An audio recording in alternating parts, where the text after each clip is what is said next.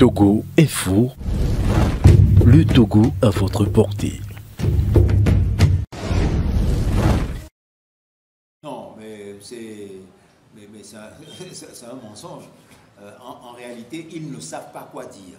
C'est-à-dire qu'ils sont confondus. À partir du moment où l'aveu est là et les met en cause, ils ne savent plus quoi dire, donc ils se cachent derrière ces arguties. Et donc c'est la raison pour laquelle nous pensons que tout devrait être mis en œuvre pour que ce régime soit indexé et accablé de la manière la plus directe.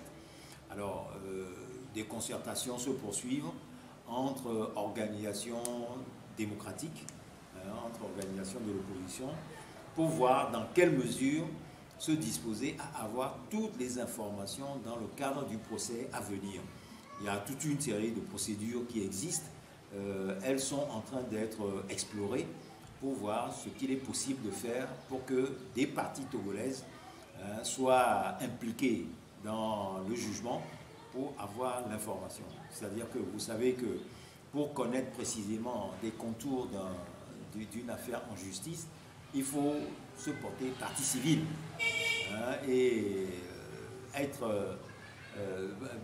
se porter partie civile pour avoir communication des pièces et savoir l'ampleur des questions en débat et ce qui se discute actuellement.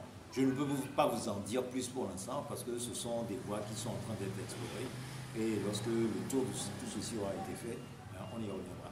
Mais j'ajoute qu'il est question de l'élection présidentielle de 2010 et à juste titre, beaucoup d'acteurs estiment que ceux qui étaient candidats à cette élection et qui se sont trouvés lésés du fait de l'intervention brutale de Bolloré dans cette affaire qui a corrompu le régime à hauteur de 250 millions de francs CFA, doivent, au nom du préjudice qu'ils ont subi du fait de cette intrusion partisane de M. Bolloré aux côtés de M. Faure-Gnassingbé, être les plus intéressés dans ce dossier pour estimer leurs droits lésés et envisager comment intervenir auprès de la justice française pour effectivement voir leurs torts réparés.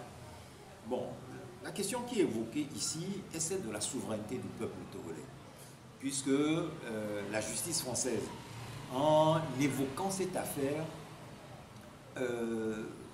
disons, incrimine M. Bolloré parce qu'il a porté atteinte à la souveraineté du Togo et du peuple togolais. Et donc, ce n'est pas une petite affaire. Lorsqu'on dit cela, ça veut dire qu'on appelle, nous, peuple togolais, à prendre nos responsabilités par rapport au régime de Faure-Gnassingbé. Et donc, ici, nous rappelons que nous avons sorti cette pétition pour qu'il démissionne précisément pour ces actes de corruption dont son régime est sempiternellement responsable. Et donc, que le peuple togolais estime que c'est une preuve de plus apportée à tout ce que nous avions dit à l'époque. Maintenant, il ne s'agit pas de discuter, il s'agit d'agir et c'est au peuple qu'il appartient d'agir et nous serons tout à fait disposés à ce moment-là à l'accompagner. Mais la justice togolaise, oui, puisque vous savez qu'il y a eu une instrumentalisation de la justice togolaise qui a atteint un point tel que notre justice est à plat ventre couché devant le pouvoir politique togolais. Et ça, ce n'est pas un débat nouveau, c'est un vieux débat, ça. On a vu comment les juges ont été sélectionnés et le pouvoir politique les tienne par la barbichette et c'est une sorte de Jacques tu, je te tiens, tu me tiens par la barbichette, c'est de ça qu'il s'agit dans le cas du Togo. Donc du côté de la justice togolaise, malheureusement, je ne pense pas qu'il faille se faire d'illusions, quand bien même il faille envisager de la saisir officiellement pour qu'elle joue son rôle et qu'on voit si effectivement, comme la justice française, elle va faire son travail ou non. Qu'elle le fasse ou qu'elle ne le fasse pas, édifiera les uns et les autres sur la réalité de son indépendance et sur son degré d'infiltration au régime ou non. Bon, maintenant, quant au peuple togolais, c'est ce que j'ai indiqué tout à l'heure. Bon, par quel acte le peuple togolais peut-il intervenir pour dire que cette affaire est l'affaire de plus qui fait qu'il n'est plus tolérable désormais que que M. Faure Gnassingbé, qui a porté de ce fait, du fait de cette corruption, atteinte à sa souveraineté, ne puisse plus le diriger. Mais ça, c'est le peuple, au peuple d'en décider. Mais ça, le peuple ne peut pas en décider dans un tribunal ou autre. Il ne peut en décider que par sa manifestation souveraine. Et le fait, par exemple, de se soulever pour exiger que Faure Gnassingbé démissionne est un acte responsable qui serait en droit de poser pour aller dans ce sens-là. Mais cela, nous le disions depuis, ils ne font que nous rejoindre.